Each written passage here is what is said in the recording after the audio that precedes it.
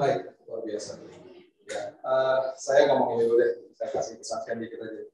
Tahun lalu, 2 tahun lalu ya, berarti 2020 ya kita pandemi ya, jadi hilang waktu.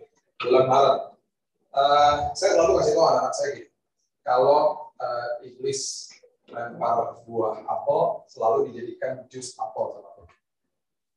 Maksudnya sesuatu yang diperuntukkan jahat gitu ya, akan dikasih yang terbaik sama Tuhan. Jadi sesuatu yang manis bagi Tuhan. Di gereja mula-mula di Kisah Rasul pasal yang kedua, nanti di rumah dibaca aja, nanti dicatat-catat aja. Ayat 47 dikatakan bahwa jumlah mereka dulu di gereja mula-mula ditambah-tambahkan. Berarti luar biasa ya, ditambah-tambahkan. Terus kemudian mereka disukai semua orang.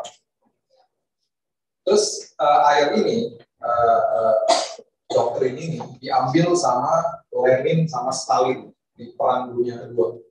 Di tahun 39, kalimat itu akhirnya dimasukin ke dalam konstitusi Uni Soviet. Konstitusi Uni Soviet, karena mereka suka jemaat mula-mula ditambah-tambahkan banyak orang. Pasti elemen Tuhannya dihilangkan lah ya. Terus mereka mau belajar gereja mula-mula itu seperti apa. Nah ini singkat aja sekali. Ini khotbah saya bukan cuma saya mau sampaikan. Di Kisah Rasul pasal kedua, nanti ibu-ibu baca semuanya ya. Itu ada 5 pilar gereja mula-mula yang tanpa kita sadari semenjak pandemi kita dibawa sama Tuhan masuk ke dalam fungsi gereja mula-mula. Yang pertama nanti dibaca dari ayat 42 gitu ya, ayat 40 itu dikatakan begini. Yang pertama mereka belajar sama pengajaran rasul-rasul. Jadi mereka suka ngumpul, suka belajar-belajar. Waktu kita masuk ke dalam pandemi, tiba-tiba ada ribuan, bahkan sekarang ada jutaan khotbah yang diupload ke YouTube. Betul? Sekarang kita mau belajar firman gampang banget. Ya kan? Ada di mana-mana. Yang kedua, dari pilar gereja mula-mula dikatakan bahwa mereka itu suka berkumpul. Tanpa kita sadari, kita sekarang dipaksa kumpul sama keluarga. Yang tadinya nggak suka sama suami, jadi sekarang jadi suka. Amin. Lihat dia terus, tambah kita. Amin. Amin dulu.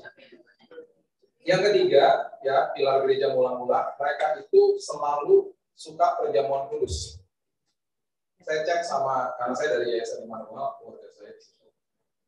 Jadi saya cek sama staf saya dari pandemi Maret tahun lalu sampai sekarang, barang yang paling laku apa? Perjamuan kudus, Pak. Jadi tanpa disadari banyak orang perjamuan kudus di rumah masing-masing. Ini saya kasih tahu ya, ada 5 pilar ini, mungkin aja ibu-ibu udah ngelakuin 1 atau 2, mungkin ada. Atau pastinya 5-5-nya sudah dilakukan. Ya, jadi yang pertama belajar pengajaran rasul-rasul, sekarang jadi orang belajar firman banyak banget di YouTube.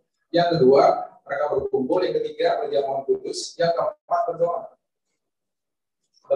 Yang tadinya nggak suka berdoa, gara-gara ada tante corona jadi ketakutan, jadi berdoa. Nanti kalau tante corona udah pergi, tetap berdoa. Amin. Prayer warriors. Terus yang kelima, mereka saling empati. Mereka saling membagikan miliknya. Sekarang yang kita paling sering dengar di depan pagar kita adalah orang yang teriak begini, paket. Betul. Betul ya? Tanpa kita sadari, kita kasih tip sama orang yang ngantar paket. Tanpa kita sadari, kalau kita dikasih GoFood, kita kasih tip lebih. Empati kita bertambah-tambah. Bulan April tahun lalu, saya sama teman-teman saya, dalam seminggu saya menggalang dana lewat sosial media. Karena ingat kalau tahun lalu, supir ojol yang kena imbas duluan. Karena tiba-tiba nggak ada yang mau pesen dari GoFood, tiba-tiba nggak ada yang mau naik Gojek, gitu ya. Jadi mereka kena duluan. Tahun lalu saya ngumpulin uang sama teman-teman lewat online waktu mulai pandemi. Kita berhasil tinggal di Cempaka Putih. Kita berhasil bekerja sama satu warung. Dan kita dalam 1 bulan akhirnya memberikan makan gratis kepada 900 supir ojol di bulan April tahun lalu.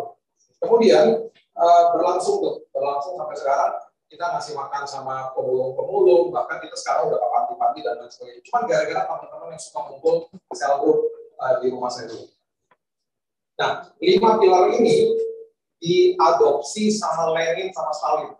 Mereka adalah pemimpin sosialis dan komunis loh, tahun 30-an. Ya, pastinya elemen Tuhannya dihilangkan, mereka mengambil 5 fungsi. Akhirnya apa? Tuhan mengatakan bahwa jumlah gereja mula-mula ditambah-tambah. Saya cuma mau kasih tahu. Penambahan orang percaya dari tahun lalu luar biasa banyak. Saya di yayasan kami, dari yayasan kami aja ya, setiap bulan kami membantu ratusan hamba Tuhan yang ada di daerah. Saya dapat laporan tiap bulan, dapat foto tiap bulan, yang dibaptis di sungai dan lain sebagainya. Ribuan. Kalau saya nggak bisa kasih ceritanya lah, detail gitu. Bahkan kemarin ada teman saya yang didatangi 15 orang yang mau dibaptis, dan dia bilang, gereja saya tutup, kolam baptisannya juga kering karena lagi gereja lagi tutup, tapi saya punya kolam ikan, kalau mau dibaptis di kolam ikan, oh nggak mau katanya. Jadi 15-nya dibaptis di kolam ikan, dia bilang, bro, ikan gue makin gemuk bro, airnya jadi air kudus kan. Itu yang terjadi. Bangsa kita menuai jiwa-jiwa, biar tahu aja bahwa saya compare notes juga ya sama teman-teman saya dari yayasan yang lain, penuaian luar biasa.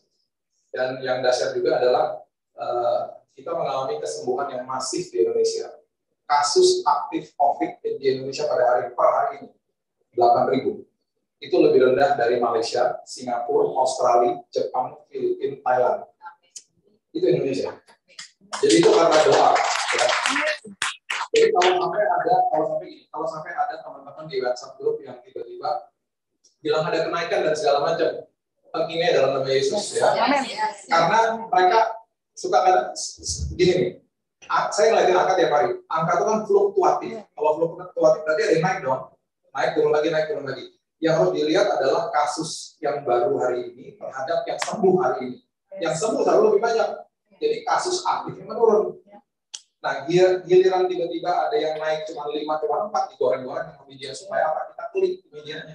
Tiba-tiba pas dibaca, iya, elah cuma 5, cuma 4 gitu loh. Kasus aktifnya tetap turun. Jadi kesembuhan masih sudah terjadi. Terus kawal bangsa ini dengan doa, kita pasti melewati ini semuanya dan nggak akan balik lagi sampai corona. Yes. Amin. Amin. Dan, amin. Oke, sekarang pesan Natal, bukan pesan COVID ya. Okay. Tahu orang Majus dong? The Magis, ya. Saya ambil dari kisahnya The Magis ya. Orang Majus. Yang biasa di gereja di sini yang ketua drama ada, coba boleh anak. Unik. Ketua drama yang biasanya jangan tidak anak-anak deh. Soalnya banyak koreksi nih. Oke.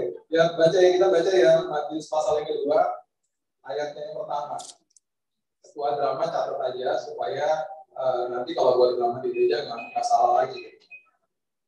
Matius pasal yang kedua ayat yang pertama dikatakan begini.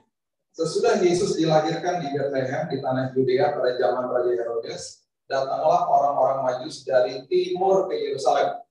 Oke, perhatikan ini baik-baik. Orang Majus itu adalah orang yang sangat pandai, kaya, dan raja. Orang pandai, kaya, dan raja pula. Gitu. Nah, di zaman itu, ya. Kalau kita tarik dari timurnya Yerusalem, itu di persis di sebelahnya itu ada namanya Bani Moab atau Bani Amon. Nggak mungkin dari situ. Karena mereka adalah Bani yang lahir dari incest. Mereka kejam banget. Kalau orang itu orang-orang dibunuh-bunuh lah, sampai keluarga-keluarga diambil. Nggak mungkin dari situ. Ditarik lebih timur lagi, ada kerajaan yang sangat kaya pada saat itu, yaitu Babel sama Persia. Sekarang adalah Irak dan Iran. Oke?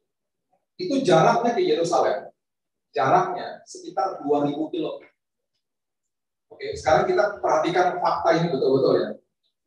Soalnya kalau kita baca, kita cuma baca gini, orang Majus datang dari timur, hebat orang Majus. Udah cuma gitu doang. Ya, ini hanya awal dulu nih, awal. Orang Majus nggak pernah disebut 3 di Alkitab. Pemberiannya 3 macam. Orang Majusnya nggak pernah 3. Nggak pernah cuma 3. Oke lah, kita sekarang taruhlah 3 lah. Oke lah, tidak masalah. By the way, Zoom-nya mana nih? Halo teman-teman di Zoom. Nah, mereka nih dari timur. Perhatikan ini baik-baik. Raja pada saat itu, kemuliaan dan kegengsiannya dia adalah harta. Jadi contohnya gini, kalau saya raja dari kerajaan A, saya mau datang ke kerajaan B, saya akan bawa persembahan, saya akan bawa pemberian buat raja B itu sebanyak-banyaknya dan sekeren-kerennya. Supaya apa? Supaya nanti kalau ada kunjungan balasan, dia akan susah menandingi saya. Itu kegengsian pada saat itu, hedonisme pada saat itu seperti itu. Itu harus dibaca secara pada saat itu. Oke? Nah, jadi ketika mereka mau pergi ke sebuah negara, ya, perhatikan ini baik-baik, tidak pernah mereka pergi sendiri. Gak pernah pergi sendiri. Orang Majus, raja pada saat itu, kalau mau pergi, mereka itu paling tidak satu raja 40 dayang-dayangnya. Karena kan kaya, terus raja. Mereka kalau pergi, mereka akan bawa tenda. Tendanya bagusnya luar biasa, dari sutra dan hebatnya luar biasa, ada karpetnya. Ada satu tim yang ngurusin makanan, ada satu tim lagi yang bawa ngurusin semua pemberian-pemberian buat raja yang mau dikunjungi. Jadi paling tidak 40. Oke lah, sekarang kita taruhlah misalnya rajanya 3 gitu ya. Jadi kalau buat drama di gereja sekarang, nggak bisa lagi orang majusnya cuma 3 di atas. 3 kali 40 berapa? 20. Harus taruh 120 orang di atas itu. Banyak orang habis dengar pemberitaan firman ini bilang begini, nah, jadi deh Pak, budgetnya nggak sanggup gitu ya. Baju orang majus kan mahal-mahal Pak. 40, mereka kalau jalan tuh betul-betul bergengsi jalannya. Oke.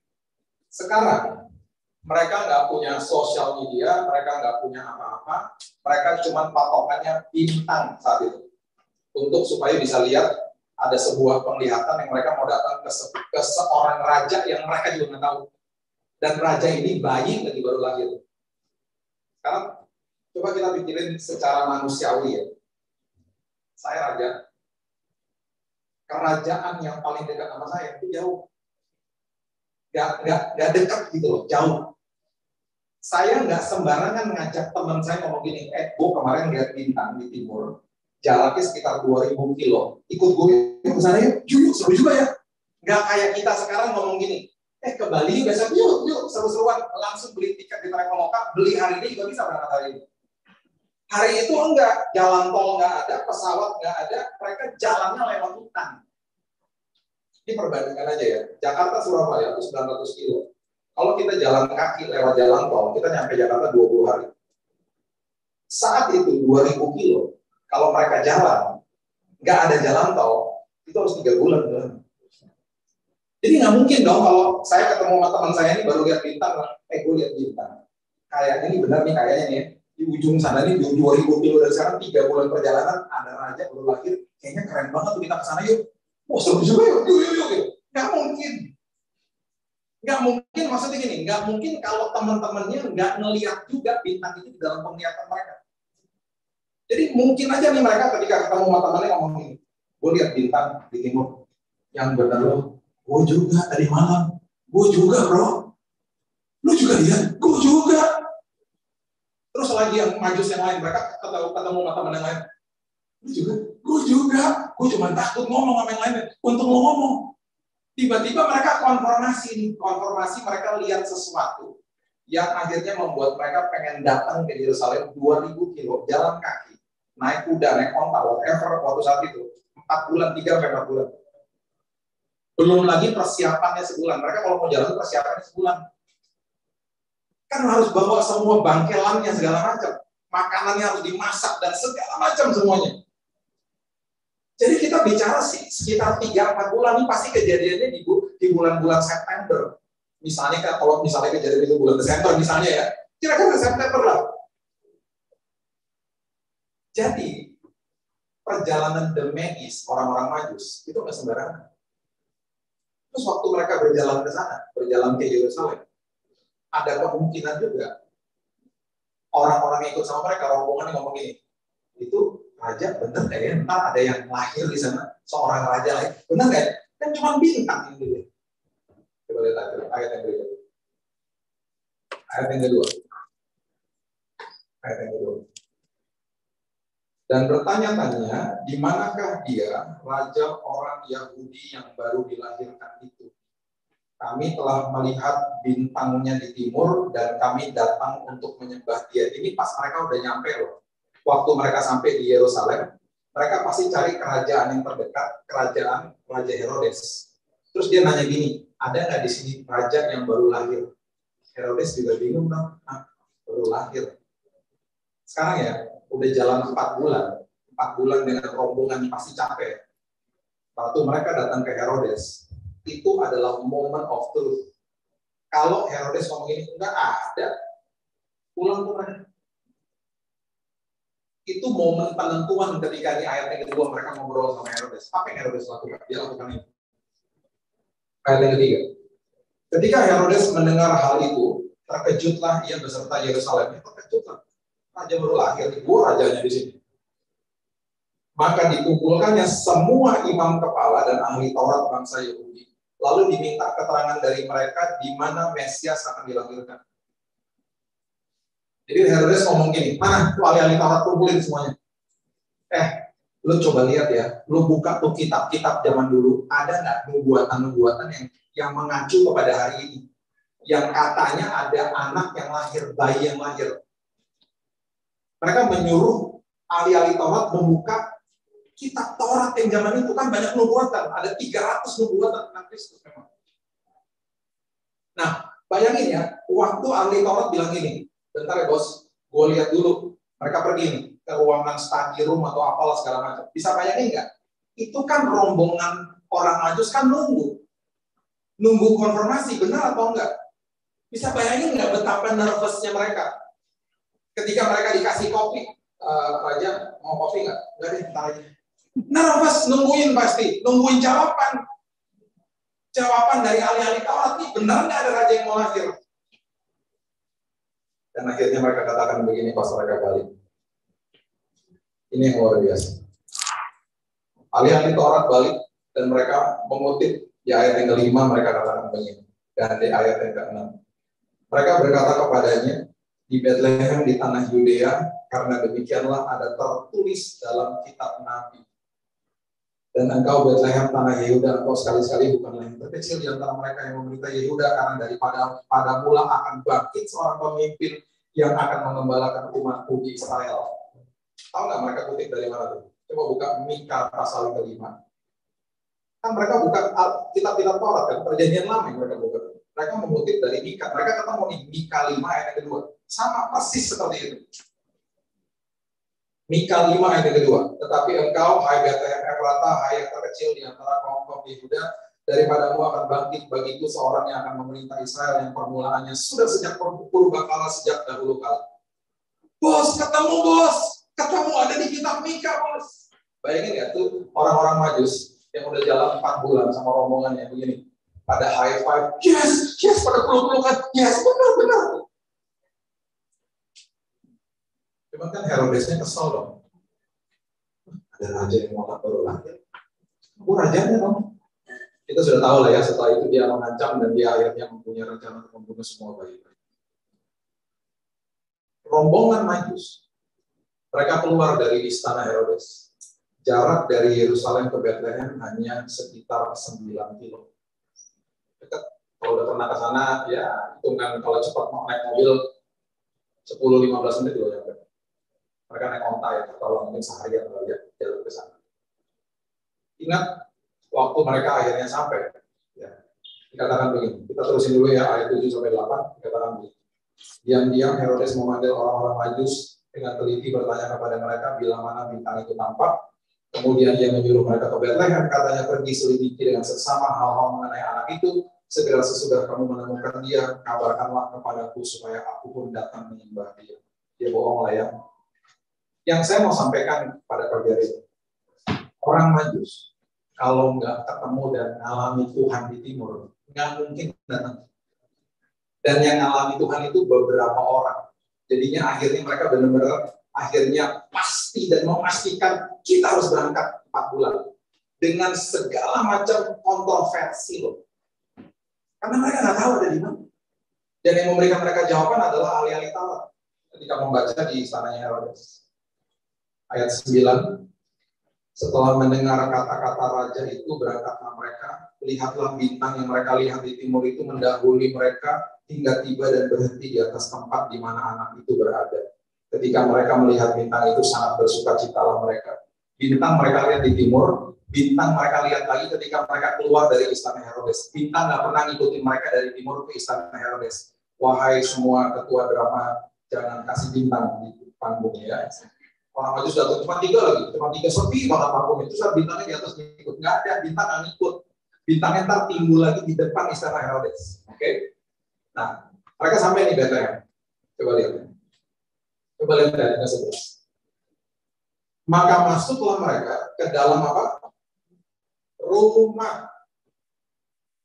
lalu melihat anak itu bersama Maria, ibunya, lalu sujud menyembah dia. Mereka pun membuka tempat harta bendanya dan mempersembahkan persembahan kepadanya, yaitu emas, kemenyan, dan mur. Orang Majus nggak pernah kepalungan. Orang Majus ke rumah. Orang Majus nggak pernah ketemu sama gembala. Kalau di gereja orang Majusnya kepalungan ketemu sama gembala lagi. Siapa lo gembala? Orang Majus nggak pernah kepalungan. Orang Majus ke rumah dan tidak menemukan bayi, yang ditemukan anak.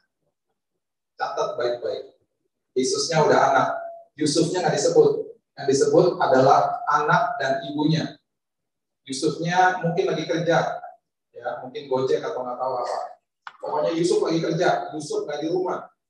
Jadi kalau buat drama, orang Majusnya ke rumah dan harusnya keluar anak kecil, bukan bayi lagi di palungan. Amin atau amin? Nah, ketika mereka udah sampai di situ, ya bisa bayangin kota Bethlehem pada saat itu ketika mereka datang, itu bukan sepi cuman bawa kotak kecil yang kita lihat di gereja, kotak kecil bawa kotak kecil emas, enggak, karung yang dibawa. Karungnya itu berontak-ontak gitu loh yang dibawa, dan itu bergemerincing untuk masuk ke dalam kota Bethlehem karena yang dikasih banyak banget. Oke, perhatikan fakta ini baik-baik. Orang saat itu, raja saat itu, apalagi yang kaya, ketika mereka memberikan sesuatu, mereka menunggu kunjungan balasan dari raja yang dihampiri. Pernah nggak Alkitab mencatat Yesus setelah besar mengadakan kunjungan balasan ke orang-orang Majus?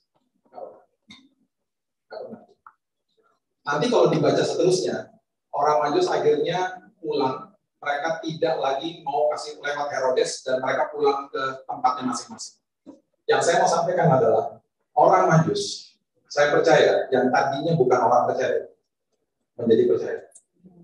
Karena mereka menemukan dan mereka mengalami Tuhan di timur dan mereka mengalami Tuhan ketika mereka berjumpa dengan anak itu di Bethlehem. Pesan Natal tahun ini begini. Yesus waktu datang nggak pernah bawa agama. Agama diciptakan sama manusia, termasuk agama Kristen. Diciptakan untuk apa? Agama diciptakan supaya manusia bisa datang ke Tuhan dengan tata ibadah. Baik nggak? Baik. Jadi kita sikapnya gimana Pak? Sama agama, sama denominasi, sama sinode, organisasi. Hormati. Tetapi karena agama, organisasi, pasti ada kekurangannya. Jadi kalau ikut Tuhan, bukan secara informatif. Karena orang-orang yang agamawi akhirnya ikut Tuhan secara informasi. Saya udah datang ke Zoom, saya udah datang ke ibadah, berarti saya akan bertumbuh secara organik nanti enggak. Harus kenalan sama siapa itu juru selamatnya. Karena kekristenan adalah hubungan, bukan agama. Bukan tiket masuk surga, bukan agama Kristen, bukan. Hubungan sama dia. Makanya dia katakan apa? Aku adalah jalan, aku adalah kebenaran, dan aku adalah hidup. Oke? Jalan, kebenaran, dan hidup. Sekarang kita balik deh. Kalau saya mau mengerti tentang kehidupan, saya mau mengerti tentang kebenaran, berarti jalannya jalan dia. Saya ambil contoh ya, gini. Kalau kita hanya sekedar datang ke ibadah dan kita katakan bahwa tadi saya sudah ibadah, wah bahaya banget. Kenapa? Karena akhirnya kita mengurung Tuhan di tempat-tempat hanya ibadah. Gedung gereja yang kita hampiri di hari Minggu itu gedung gereja. Makanya tahun lalu ketika gedung gereja ditutup, saya katakan gereja nggak bisa ditutup. Karena gerejanya kan kita, eklesia, orang-orang yang dipanggil Tuhan. Yang ditutup gedungnya. Gerejanya buka terus. Bahkan satu gedung ditutup, ribuan gereja dibuka di rumah orang. Makanya terjadi kesaksian yang tadi saya katakan di awal. Betapa dahsyatnya Tuhan berarti kan. Berarti ketika kita sudah masuk ke dalam gedung gereja, doa berkat disampaikan, kita keluar dari gedung gereja, ibadah jalan terus. Formatnya beda. Karena kalau kita mengurung Tuhan di gedung gereja, suami istri yang datang naik mobil lagi berkelahi di dalam mobil, mereka akan bilangin stop dulu, kita ibadah dulu. Masuk ke gedung gereja, keluar lagi, masuk ke mobil, oke tadi sampai di mana? Lanjutin perkelahiannya. Ketika kita ngerti ibadah yang benar, ketika kita masuk ke dalam mobil kita berubah jadi tempat ibadah. Karena saya gerejanya. Ketika saya masuk ke dalam rumah saya berubah jadi tempat ibadah. Karena saya gerejanya. ibadah nggak bisa stop. Itu namanya hubungan, that's relationship with him. Dia nggak bisa dikurung di tempat-tempat, nggak bisa. Hubungan jalan terus. Pertumbuhan jalan terus. Makanya kita mengatakan apa? Bertumbuh lagi dalam kasih karunia. Bahkan kita mengatakan di Lukas 2 ayat 52, Yesus pun bertumbuh secara fisik dan secara wisdom gitu loh. Malu dong, dia aja bertumbuh secara hikmat, masa kita enggak? Alkitab dengan jelas mengatakan di 2 Petrus 3, kalau kamu tidak mau tersesat, kalau kamu tidak mau kehilangan pegangan, bertumbuhlah di dalam kasih karunia dan pengenalan akan Tuhan.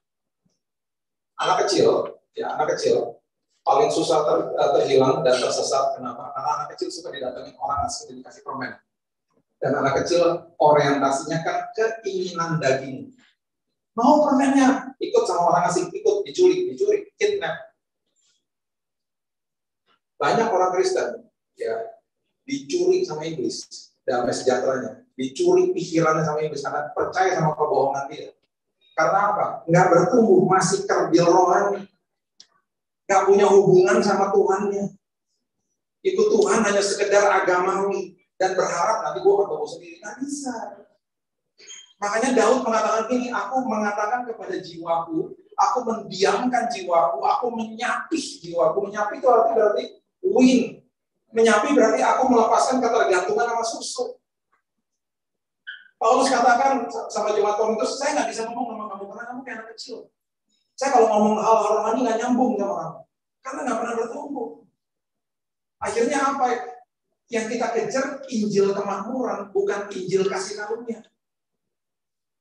Ingat ya, kalau saya menulis, saya tulis renungan tiap hari.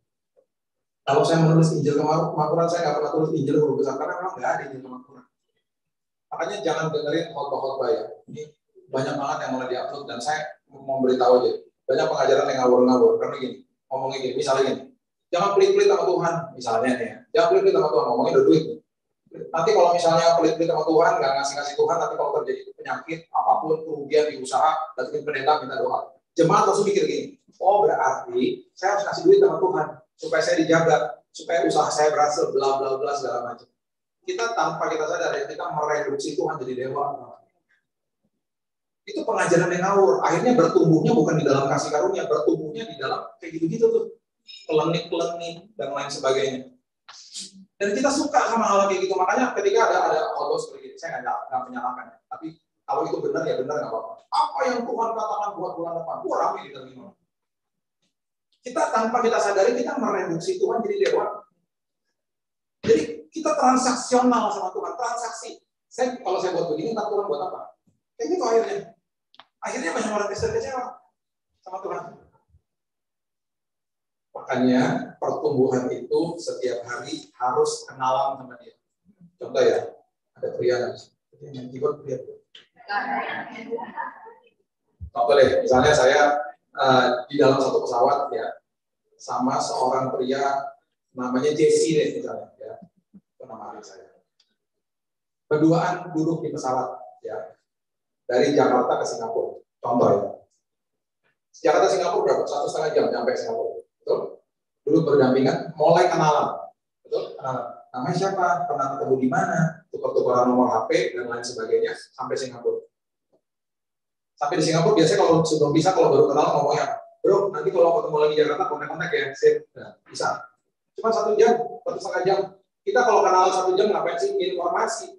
Kerja di mana, keluarganya seperti apa, ya kan, dan lain sebagainya. Setelah saya ke Jakarta lagi, tiba-tiba ketemu dia di mall, saya sama keluarga saya, ketemu dia, yes, ingat gua nggak? Pilih kotak Garuda Singapura. Oh iya, ya kita pernah duduk bareng ya, ketemu kan. Setelah ngobrol-ngobrol bisa, saya bilang sama istri saya, itu Jessie pernah duduk sama aku di pesawat. Kita ke Singapura yang lalu, aku ke Singapura. Aku kenal sama dia. Statusnya apa? Kenal. Sekarang bayangin, kalau saya sama si Jesse itu jalan kaki dari Jakarta ke Singapura, nyampainya sebulan. Lewatin Pantura di sini nih, kalau sini nih, nyebrangin Selat Sunda, Lampung, terus jalan sampai ke Pekanbaru, nyebrangin pulau-pulau sampai Singapura sebulan.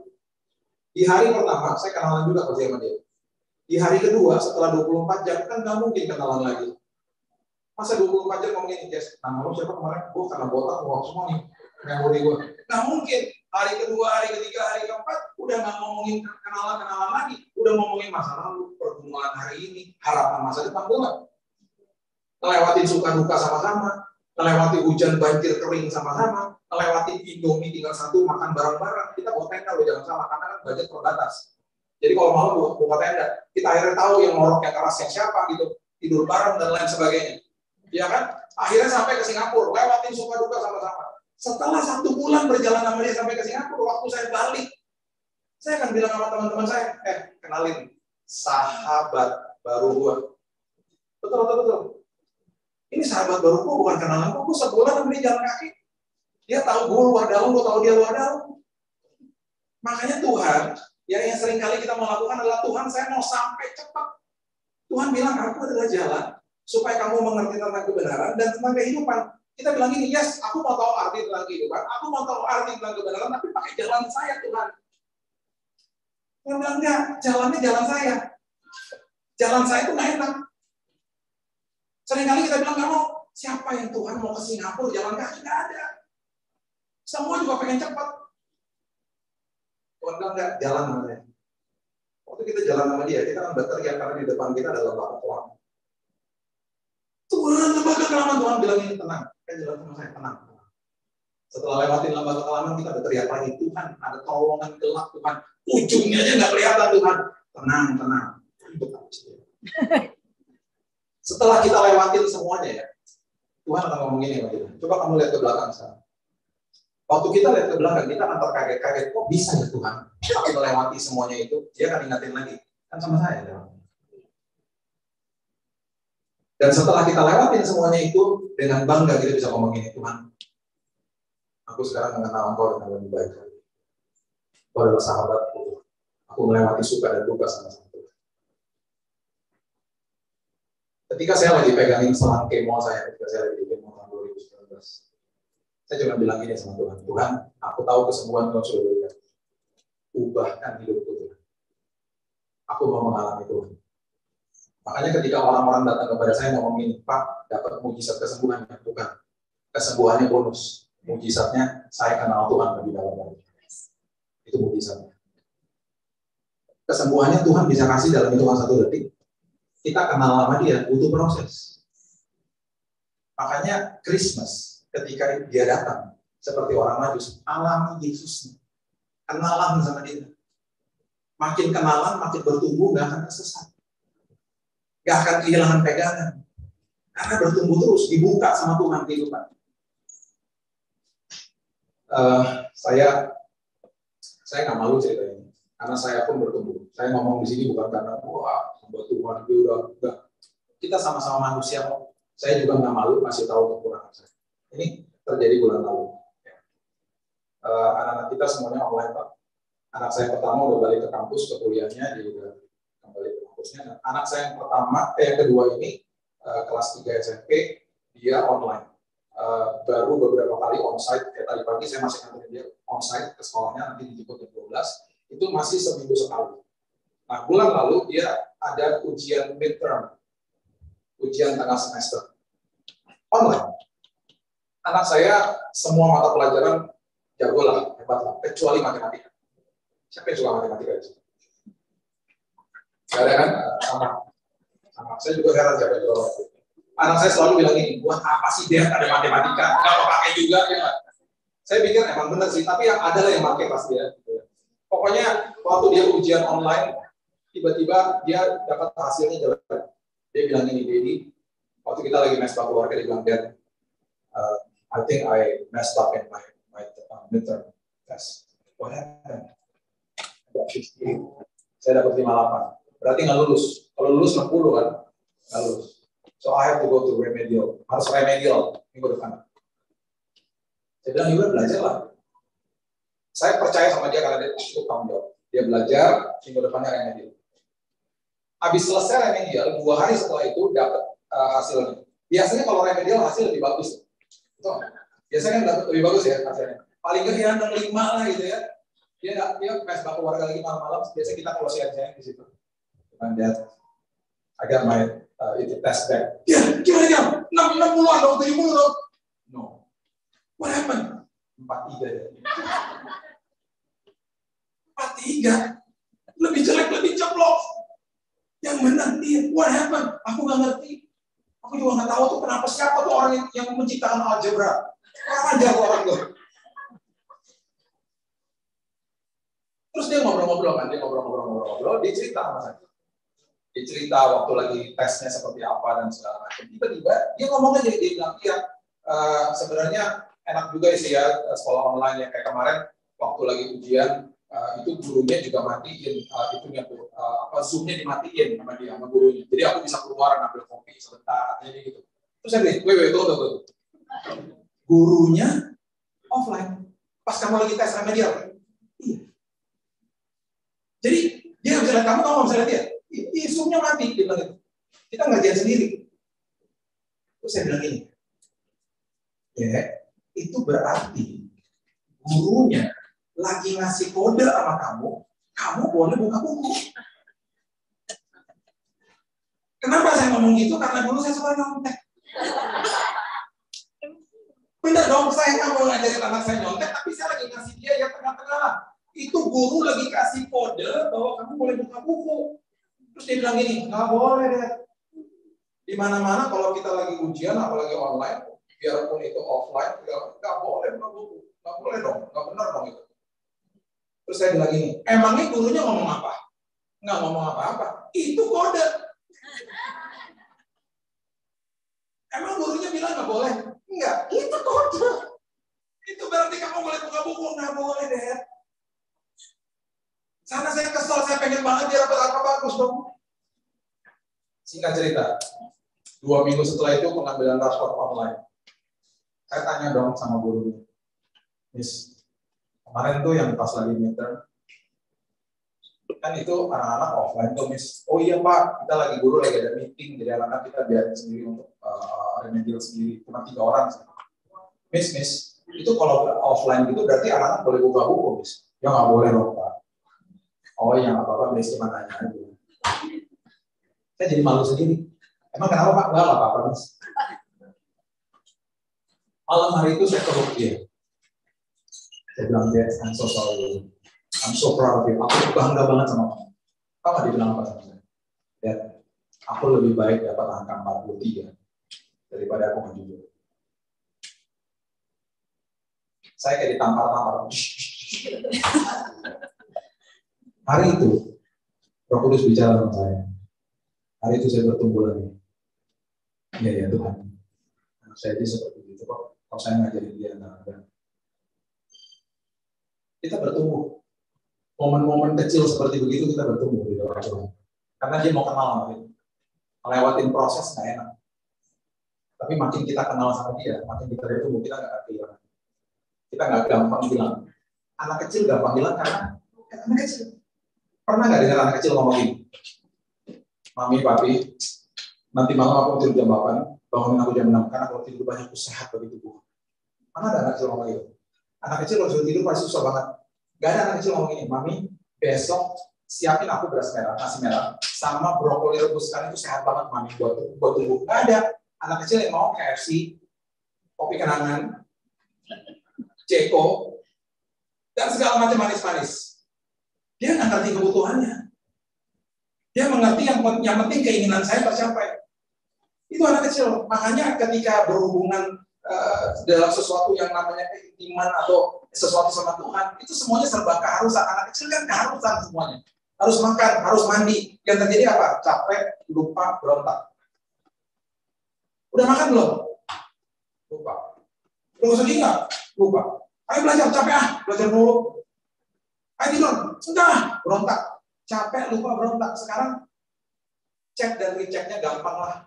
Kalau kita baca firman, hal sederhana aja. Sama berdoa setiap hari. Kalau masih keharusan, itu berarti kita masih suka capek, lupa, sama berontak. Masuk ke dalam namanya gaya hidup. Kalau kita gaya hidup, kita nggak akan seperti begitu. Najis dari dalam. Saya harus baca firman, saya harus betul-betul berdoa sama Tuhan setiap hari. Najis dari dalam. Lifestyle. Saya percaya Christmas tahun ini buat LBC semuanya bertumbuh di dalam kasih karunia. Gak gampang dibohongin, ya. Gak akan kehilangan pegangan. Seperti orang Majus berjumpa sama Tuhan di timur, mengalami Tuhan, dan mereka pulang. Mereka nggak pernah dapat kunjungan balasan. Tuhan dikasih harta dan lain sebagainya. Bagi mereka udah cukup. Mereka menemukan sumber atas segala sumber. Mereka udah puas dari dalam.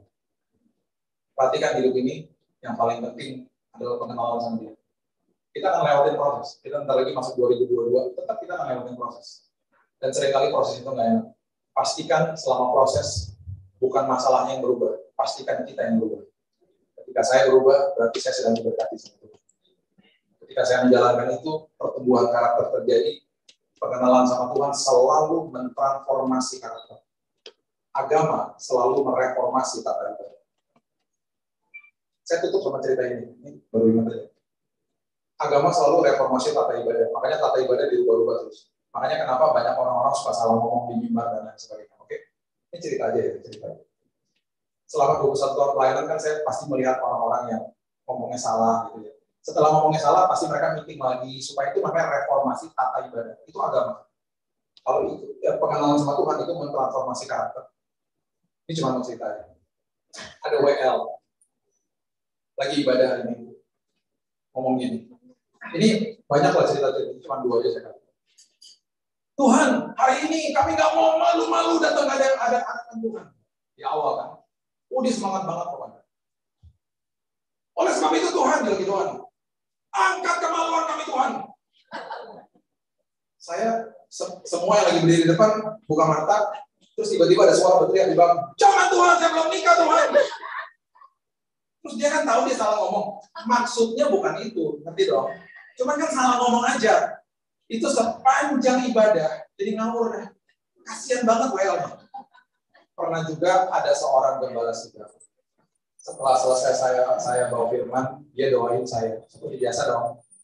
Tuhan terima kasih udah kirim Pak Billy ke sini Tuhan. Berkati Tuhan istri dan anaknya. Harusnya apa? Istri dan anak-anak kan? Ini kebalik, istri dan anaknya. Nah loh. Sampai dia tiba-tiba, oh sorry Tuhan, maksud saya adalah istri. Waktu udah selesai ibadah, Pak mohon maaf ya Pak. Saya orangnya nyantai-nyantai, selalu bercanda. Emangnya gue Salomo, Pak. Itu setelah kejadian kayak gitu ngapain? Meeting, reformasi tata ibadah. Plus, gereja yang nggak tepuk tangan, mencibir gereja yang tepuk tangan. Nggak menghormati hadirat Tuhan. Gereja yang tepuk tangan, mencibir gereja yang tidak tepuk tangan. Kering gereja. Tata ibadah dibahas nggak penting. Kita masuk ke dalam momen ini. Alami Yesus. Pengenalan sama Tuhan yang menyelamatkan jiwa kita. Transformasi di depan kita. Berikan tepuk tangan kita untuk Tuhan. Bapak terima kasih mengucap syukur buat siang hari ini. Kamu stop sampai di sini tapi firman-Mu terus berkumandang di hati kami. Sama seperti the Magis, orang-orang Majus yang mengalami Tuhan di timur. Mereka datang Tuhan. Mereka datang dengan iman. Mereka tidak tahu apa yang terjadi di Bethlehem, di Yerusalem, dan mereka datang dengan iman. Mereka mengalami Tuhan. Sama seperti kami pada saat ini Tuhan melewati Natal ini. Kami mau mengalami Yesus. Kami bukan mau mengalami agama Kristen, kami mau mengalami Yesus. Kami bukan mau menjadi orang-orang yang terjebak di dalam pelayanan, tapi kami justru terjebak di dalam kasih Tuhan. Kami mau betul-betul Tuhan hidup kami fokus kepada Tuhan, bertumbuh di dalam Tuhan. Karena Engkau hadir memberikan hubungan yang luar biasa. Menyatakan kasih-Mu yang luar biasa. Kami menghormati agama kami menghormati gereja kami, tata ibadah kami. Tapi lebih daripada itu Tuhan, hati kami mau lebih kenal lagi sama Tuhan. Karena kami mau bertumbuh. Kami tidak lagi mau minum susu, Tuhan. Kami disapih dari susu kami. Bertumbuh menjadi dewasa rohani. Aku berdoa Tuhan, Yulinis Bible Class-nya Tuhan. Aku berdoa, bukan sekedar mereka mengerti firman, tapi firman menguasai hidup mereka. Bukan sekedar mereka membaca Alkitab, tapi Alkitab membaca mereka. Mereka hidupnya mereka dibuka oleh Tuhan.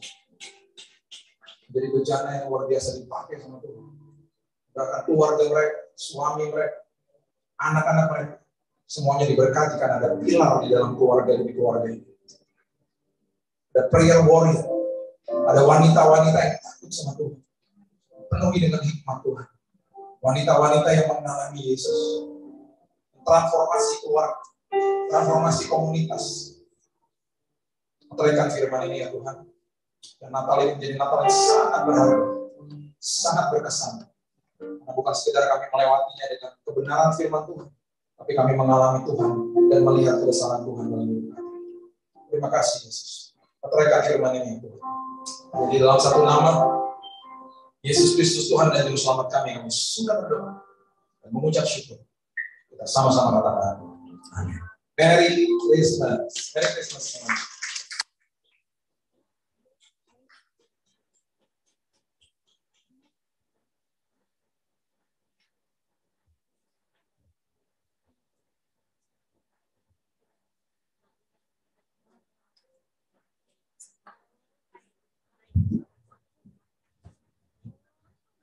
Kita berdoa lagi, Ibu. Kita bersyarat tadi pagi berdoa, tapi kita harus kasih Tuhan. Terima kasih Tuhan. Kami bersyukur Bapak buat pesan yang sudah Kau berikan kepada kami Tuhan. Biar kami mengenal Engkau Yesus. Tuhan, kalau kami mengenal, kami tahu Tuhan Engkau sebagai penyelamat kami, sebagai sahabat kami, sebagai kekasih kami. Tuhan, kami mau mengenal Engkau lebih lagi Tuhan. Engkau adalah Raja yang akan datang. Engkau adalah Tuhan yang penuh kemuliaan, yang layak disembah dan ditinggikan. Mari Bapak kami berdoa Tuhan. Buat setiap mata kami Tuhan, Kau celingkan setiap mata rohani kami untuk kami boleh melihat Engkau. Kami minta roh hikmat dan wahyu Tuhan untuk kami boleh mengenal Engkau. Kami mengenal Engkau sebagai kekasih kami, sebagai Raja kami, yang kami cintai, yang kami rindukan, yang akan segera datang. Terima kasih Tuhan, terima kasih kami bersyukur kepadamu. Mari Tuhan, biar saat ini ada satu keintiman yang lebih lagi Kau berikan. Ibu-ibu, saya digerakkan hari ini. Minta keintiman dengan Tuhan lebih lagi saat ini. Hari ini saatnya bukan lagi kita bermain-main dengan Tuhan. Bukan ada pengenalan yang biasa dengan Tuhan. Maka ada keintiman yang lebih dalam dalam Tuhan. Mari Tuhan, Engkau jawab setiap hati. Engkau tarik setiap kami yang di dalam Engkau.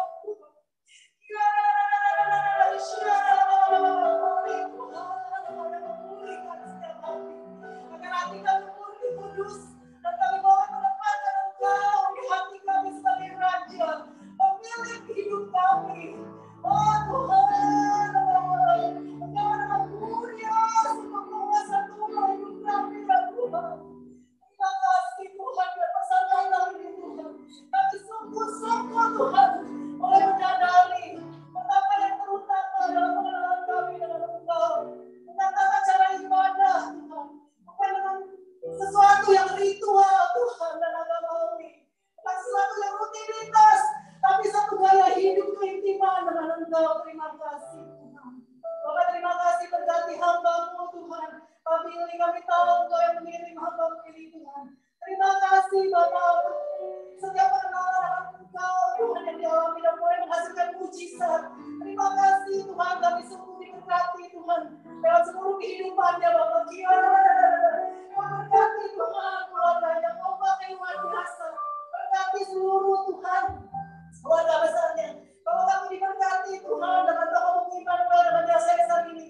Berkati Tuhan, bawa Tuhan yayasan ini Tuhan akan menjaga banyak jiwa, membawa keselamatan kepada Indonesia bahkan bangsa-bangsa.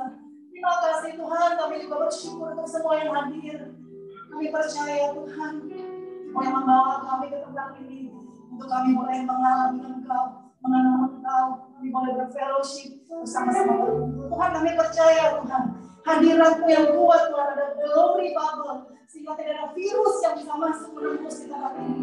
Kami percaya dalam nama Yesus, kami dalam keadaan baik dan sehat. Mari Bapak, biar Engkau terus memberkati kami dengan berkat rohani yang lebih lagi, yaitu pengenalan dan cinta akan Engkau. Terima kasih buat siang ini. Kami akan meneruskan Tuhan acara kami. Biar semuanya yang akan kami lakukan Tuhan, kami boleh menyenangkan hati-Mu. Kami boleh memuliakan Engkau Yesus yang kami cintai. Terima kasih dalam nama Yesus. Haleluya.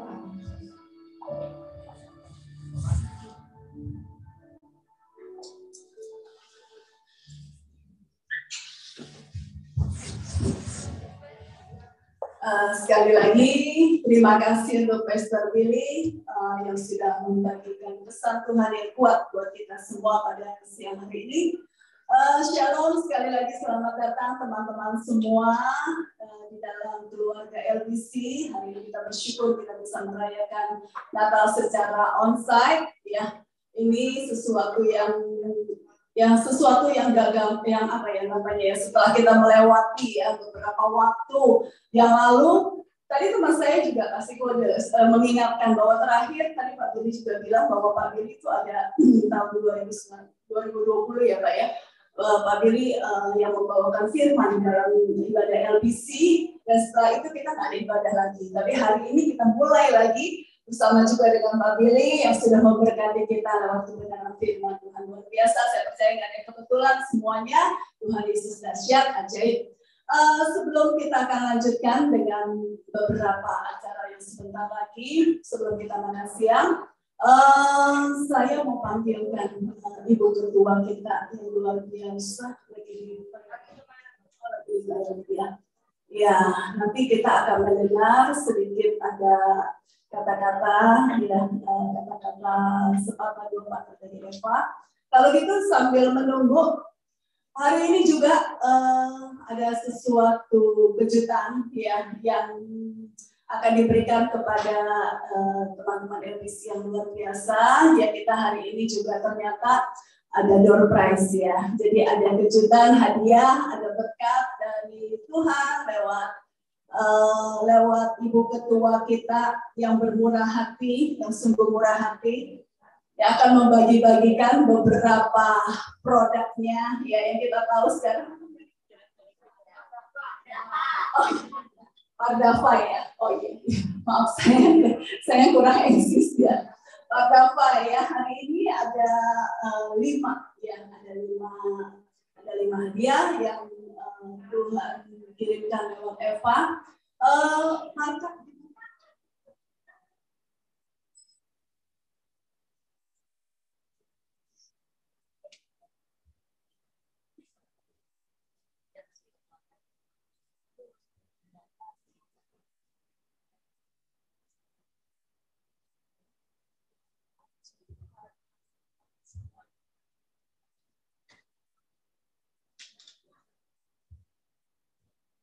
Ayo ibu-ibu semuanya yang mau hadiah door prize siapa?